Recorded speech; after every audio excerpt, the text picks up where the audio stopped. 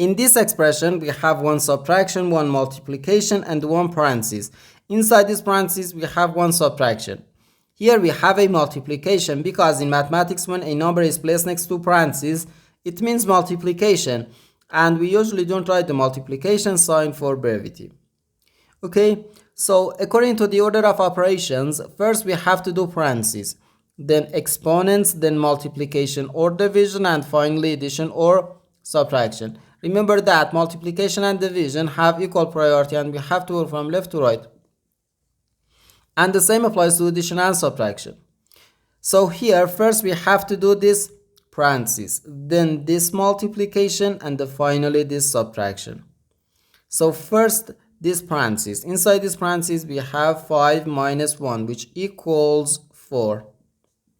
So 5 minus 1 then times 4.